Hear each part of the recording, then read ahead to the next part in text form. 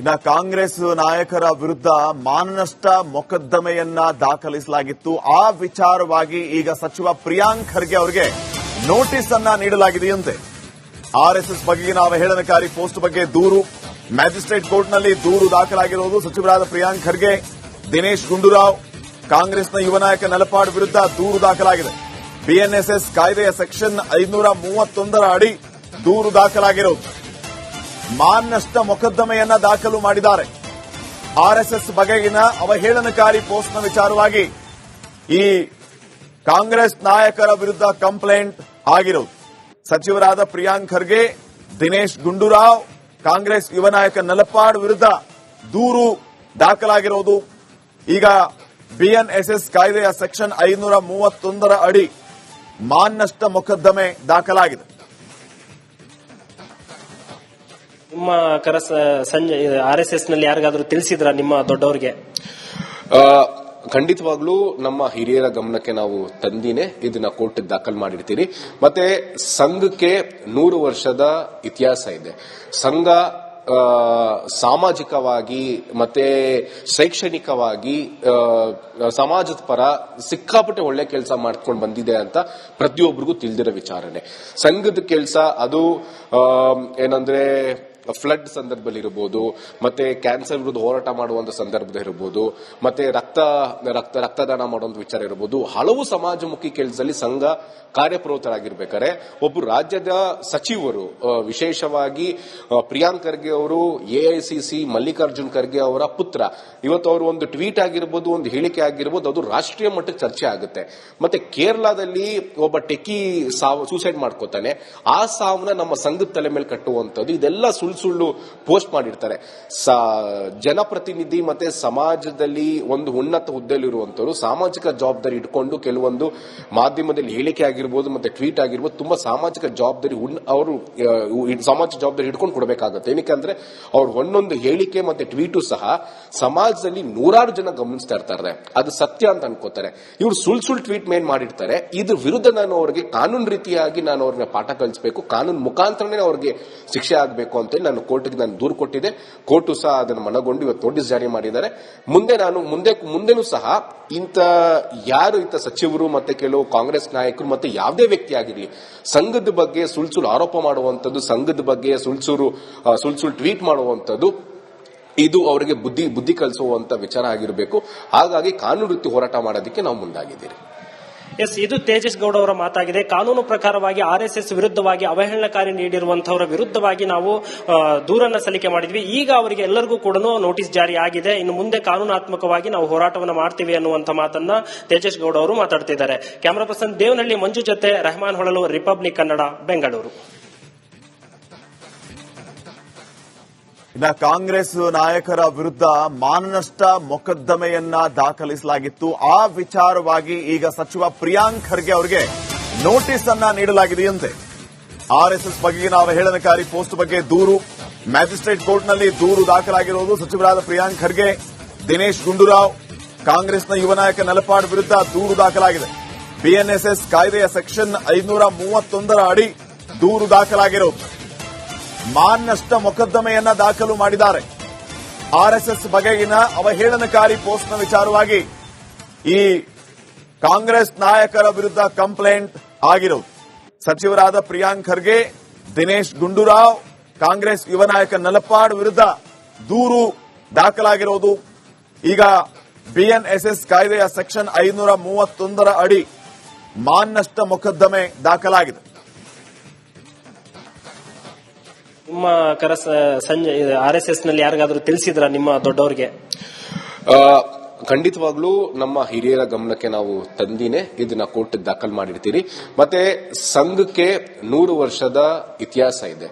ಸಂಘ ಸಾಮಾಜಿಕವಾಗಿ ಮತ್ತೆ ಶೈಕ್ಷಣಿಕವಾಗಿ ಸಮಾಜದ ಪರ ಸಿಕ್ಕಾಪಟ್ಟೆ ಒಳ್ಳೆ ಕೆಲಸ ಮಾಡ್ಕೊಂಡು ಬಂದಿದೆ ಅಂತ ಪ್ರತಿಯೊಬ್ಬರಿಗೂ ತಿಳಿದಿರೋ ವಿಚಾರನೆ. ಸಂಘದ ಕೆಲಸ ಅದು ಏನಂದ್ರೆ ಫ್ಲಡ್ ಸಂದರ್ಭದಲ್ಲಿ ಇರಬಹುದು, ಮತ್ತೆ ಕ್ಯಾನ್ಸರ್ ವಿರುದ್ಧ ಹೋರಾಟ ಮಾಡುವಂತ ಸಂದರ್ಭದಲ್ಲಿ ಇರಬಹುದು, ಮತ್ತೆ ರಕ್ತದಾನ ಮಾಡುವಂತ ವಿಚಾರ ಇರಬಹುದು, ಹಲವು ಸಮಾಜಮುಖಿ ಕೆಲಸದಲ್ಲಿ ಸಂಘ ಕಾರ್ಯಪ್ರವೃತ್ತರಾಗಿರ್ಬೇಕಾದ್ರೆ ಒಬ್ಬರು ರಾಜ್ಯದ ಸಚಿವರು, ವಿಶೇಷವಾಗಿ ಪ್ರಿಯಾಂಕ್ ಖರ್ಗೆ ಅವರು ಎಐಸಿಸಿ ಮಲ್ಲಿಕಾರ್ಜುನ್ ಖರ್ಗೆ ಅವರ ಪುತ್ರ, ಇವತ್ತು ಅವರು ಒಂದು ಟ್ವೀಟ್ ಆಗಿರ್ಬೋದು, ಒಂದು ಹೇಳಿಕೆ ಆಗಿರ್ಬೋದು, ಅದು ರಾಷ್ಟ್ರೀಯ ಮಟ್ಟಕ್ಕೆ ಚರ್ಚೆ ಆಗುತ್ತೆ. ಮತ್ತೆ ಕೇರಳದಲ್ಲಿ ಒಬ್ಬ ಟೆಕ್ಕಿ ಸೂಸೈಡ್ ಮಾಡ್ಕೋತಾನೆ, ಆ ಸಾವನ್ನ ನಮ್ಮ ಸಂಘದ ತಲೆ ಮೇಲೆ ಕಟ್ಟುವಂಥದ್ದು, ಇದೆಲ್ಲ ಸುಳ್ಳು ಪೋಸ್ಟ್ ಮಾಡಿರ್ತಾರೆ. ಜನಪ್ರತಿನಿಧಿ ಮತ್ತೆ ಸಮಾಜದಲ್ಲಿ ಒಂದು ಉನ್ನತ ಹುದ್ದೆಯಲ್ಲಿರುವಂತವರು ಸಾಮಾಜಿಕ ಜವಾಬ್ದಾರಿ ಇಟ್ಕೊಂಡು ಕೆಲವೊಂದು ಮಾಧ್ಯಮದಲ್ಲಿ ಹೇಳಿಕೆ ಆಗಿರ್ಬೋದು ಮತ್ತೆ ಟ್ವೀಟ್ ಆಗಿರ್ಬೋದು ತುಂಬಾ ಸಾಮಾಜಿಕ ಜವಾಬ್ದಾರಿ ಅವರು ಸಾಮಾಜಿಕ ಜವಾಬ್ದಾರಿ ಹಿಡ್ಕೊಂಡು ಕೊಡಬೇಕಾಗುತ್ತೆ. ಏನಕ್ಕಂದ್ರೆ ಅವ್ರ ಒಂದೊಂದು ಹೇಳಿಕೆ ಮತ್ತೆ ಟ್ವೀಟು ಸಹ ಸಮಾಜದಲ್ಲಿ ನೂರಾರು ಜನ ಗಮನಿಸ್ತಾ ಇರ್ತಾರೆ, ಅದು ಸತ್ಯ ಅಂತ ಅನ್ಕೋತಾರೆ. ಇವ್ರು ಸುಳ್ಳು ಟ್ವೀಟ್ ಮೇನ್ ಮಾಡಿರ್ತಾರೆ. ಇದ್ರ ವಿರುದ್ಧ ನಾನು ಅವರಿಗೆ ಕಾನೂನು ರೀತಿಯಾಗಿ ನಾನು ಅವ್ರಿಗೆ ಪಾಠ ಕಲಿಸಬೇಕು, ಕಾನೂನು ಮುಖಾಂತರನೇ ಅವ್ರಿಗೆ ಶಿಕ್ಷೆ ಆಗಬೇಕು ಅಂತ ನಾನು ಕೋರ್ಟ್ಗೆ ನಾನು ದೂರು ಕೊಟ್ಟಿದ್ದೆ.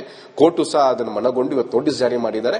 ಮುಂದೆನೂ ಸಹ ಇಂಥ ಸಚಿವರು ಮತ್ತೆ ಕೆಲವು ಕಾಂಗ್ರೆಸ್ ನಾಯಕರು ಮತ್ತೆ ಯಾವುದೇ ವ್ಯಕ್ತಿ ಆಗಿರಲಿ ಸಂಘದ ಬಗ್ಗೆ ಸುಳ್ಳು ಆರೋಪ ಮಾಡುವಂತದ್ದು, ಸಂಘದ ಬಗ್ಗೆ ಸುಳ್ಳು ಟ್ವೀಟ್ ಮಾಡುವಂತದ್ದು, ಇದು ಅವರಿಗೆ ಬುದ್ಧಿ ಕಲಿಸುವಂತ ವಿಚಾರ ಆಗಿರಬೇಕು.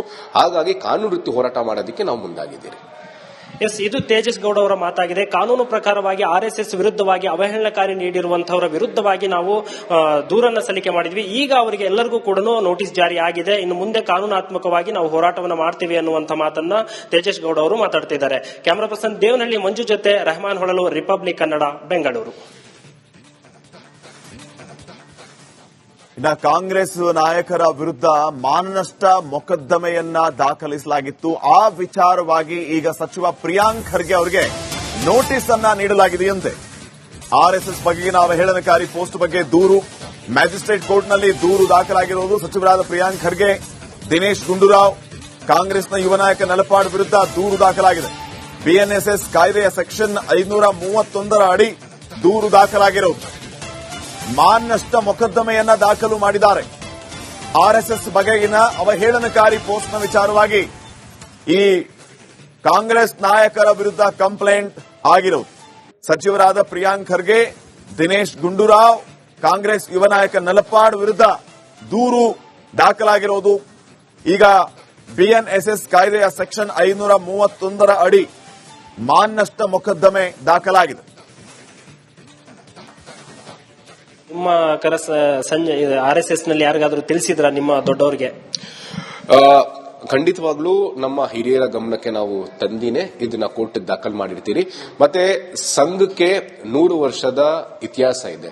ಸಂಘ ಸಾಮಾಜಿಕವಾಗಿ ಮತ್ತೆ ಶೈಕ್ಷಣಿಕವಾಗಿ ಸಮಾಜದ ಪರ ಸಿಕ್ಕಾಪಟ್ಟೆ ಒಳ್ಳೆ ಕೆಲಸ ಮಾಡ್ಕೊಂಡು ಬಂದಿದೆ ಅಂತ ಪ್ರತಿಯೊಬ್ಬರಿಗೂ ತಿಳಿದಿರೋ ವಿಚಾರನೆ. ಸಂಘದ ಕೆಲಸ ಅದು ಏನಂದ್ರೆ ಫ್ಲಡ್ ಸಂದರ್ಭದಲ್ಲಿ ಇರಬಹುದು, ಮತ್ತೆ ಕ್ಯಾನ್ಸರ್ ವಿರುದ್ಧ ಹೋರಾಟ ಮಾಡುವಂತ ಸಂದರ್ಭದಲ್ಲಿ ಇರಬಹುದು, ಮತ್ತೆ ರಕ್ತದಾನ ಮಾಡುವಂತ ವಿಚಾರ ಇರಬಹುದು, ಹಲವು ಸಮಾಜಮುಖಿ ಕೆಲಸದಲ್ಲಿ ಸಂಘ ಕಾರ್ಯಪ್ರವೃತ್ತರಾಗಿರ್ಬೇಕಾದ್ರೆ ಒಬ್ಬರು ರಾಜ್ಯದ ಸಚಿವರು, ವಿಶೇಷವಾಗಿ ಪ್ರಿಯಾಂಕ್ ಖರ್ಗೆ ಅವರು ಎಐಸಿಸಿ ಮಲ್ಲಿಕಾರ್ಜುನ್ ಖರ್ಗೆ ಅವರ ಪುತ್ರ, ಇವತ್ತು ಅವರು ಒಂದು ಟ್ವೀಟ್ ಆಗಿರ್ಬೋದು, ಒಂದು ಹೇಳಿಕೆ ಆಗಿರ್ಬೋದು, ಅದು ರಾಷ್ಟ್ರೀಯ ಮಟ್ಟಕ್ಕೆ ಚರ್ಚೆ ಆಗುತ್ತೆ. ಮತ್ತೆ ಕೇರಳದಲ್ಲಿ ಒಬ್ಬ ಟೆಕ್ಕಿ ಸೂಸೈಡ್ ಮಾಡ್ಕೋತಾನೆ, ಆ ಸಾವನ್ನ ನಮ್ಮ ಸಂಘದ ತಲೆ ಮೇಲೆ ಕಟ್ಟುವಂತದ್ದು, ಇದೆಲ್ಲ ಸುಳ್ಳು ಪೋಸ್ಟ್ ಮಾಡಿರ್ತಾರೆ. ಜನಪ್ರತಿನಿಧಿ ಮತ್ತೆ ಸಮಾಜದಲ್ಲಿ ಒಂದು ಉನ್ನತ ಹುದ್ದೆಯಲ್ಲಿರುವಂತವರು ಸಾಮಾಜಿಕ ಜವಾಬ್ದಾರಿ ಇಟ್ಕೊಂಡು ಕೆಲವೊಂದು ಮಾಧ್ಯಮದಲ್ಲಿ ಹೇಳಿಕೆ ಆಗಿರ್ಬೋದು ಮತ್ತೆ ಟ್ವೀಟ್ ಆಗಿರ್ಬೋದು ತುಂಬಾ ಸಾಮಾಜಿಕ ಜವಾಬ್ದಾರಿ ಅವರು ಸಾಮಾಜಿಕ ಜವಾಬ್ದಾರಿ ಹಿಡ್ಕೊಂಡು ಕೊಡಬೇಕಾಗುತ್ತೆ. ಏನಕ್ಕಂದ್ರೆ ಅವ್ರ ಒಂದೊಂದು ಹೇಳಿಕೆ ಮತ್ತೆ ಟ್ವೀಟು ಸಹ ಸಮಾಜದಲ್ಲಿ ನೂರಾರು ಜನ ಗಮನಿಸ್ತಾ ಇರ್ತಾರೆ, ಅದು ಸತ್ಯ ಅಂತ ಅನ್ಕೋತಾರೆ. ಇವ್ರು ಸುಳ್ಳು ಟ್ವೀಟ್ ಮೇನ್ ಮಾಡಿರ್ತಾರೆ. ಇದ್ರ ವಿರುದ್ಧ ನಾನು ಅವರಿಗೆ ಕಾನೂನು ರೀತಿಯಾಗಿ ನಾನು ಅವ್ರಿಗೆ ಪಾಠ ಕಲಿಸಬೇಕು, ಕಾನೂನು ಮುಖಾಂತರನೇ ಅವ್ರಿಗೆ ಶಿಕ್ಷೆ ಆಗಬೇಕು ಅಂತ ನಾನು ಕೋರ್ಟ್ಗೆ ನಾನು ದೂರು ಕೊಟ್ಟಿದ್ದೆ. ಕೋರ್ಟು ಸಹ ಅದನ್ನು ಮನಗೊಂಡು ಇವತ್ತು ನೋಟಿಸ್ ಜಾರಿ ಮಾಡಿದ್ದಾರೆ. ಮುಂದೆನೂ ಸಹ ಇಂಥ ಸಚಿವರು ಮತ್ತೆ ಕೆಲವು ಕಾಂಗ್ರೆಸ್ ನಾಯಕರು ಮತ್ತೆ ಯಾವುದೇ ವ್ಯಕ್ತಿ ಆಗಿರಲಿ ಸಂಘದ ಬಗ್ಗೆ ಸುಳ್ಳು ಆರೋಪ ಮಾಡುವಂತದ್ದು, ಸಂಘದ ಬಗ್ಗೆ ಸುಳ್ಳು ಟ್ವೀಟ್ ಮಾಡುವಂತದ್ದು, ಇದು ಅವರಿಗೆ ಬುದ್ಧಿ ಕಲಿಸುವಂತ ವಿಚಾರ ಆಗಿರಬೇಕು. ಹಾಗಾಗಿ ಕಾನೂನು ರೀತಿ ಹೋರಾಟ ಮಾಡೋದಕ್ಕೆ ನಾವು ಮುಂದಾಗಿದ್ದೀರಿ. ಎಸ್, ಇದು ತೇಜಸ್ ಗೌಡ ಅವರ ಮಾತಾಗಿದೆ. ಕಾನೂನು ಪ್ರಕಾರವಾಗಿ ಆರ್ಎಸ್ಎಸ್ ವಿರುದ್ಧವಾಗಿ ಅವಹೇಳನಕಾರಿ ನೀಡಿರುವಂತವರ ವಿರುದ್ಧವಾಗಿ ನಾವು ದೂರನ್ನ ಸಲ್ಲಿಕೆ ಮಾಡಿದ್ವಿ. ಈಗ ಅವರಿಗೆ ಎಲ್ಲರಿಗೂ ಕೂಡ ನೋಟಿಸ್ ಜಾರಿ ಆಗಿದೆ. ಇನ್ನು ಮುಂದೆ ಕಾನೂನಾತ್ಮಕವಾಗಿ ನಾವು ಹೋರಾಟವನ್ನು ಮಾಡ್ತೀವಿ ಅನ್ನುವಂತ ಮಾತನ್ನ ತೇಜಸ್ ಗೌಡ ಅವರು ಮಾತಾಡ್ತಿದ್ದಾರೆ. ಕ್ಯಾಮರಾ ಪರ್ಸನ್ ದೇವನಹಳ್ಳಿ ಮಂಜು ಜೊತೆ ರೆಹಮಾನ್ ಹೊಳಲು, ರಿಪಬ್ಲಿಕ್ ಕನ್ನಡ, ಬೆಂಗಳೂರು.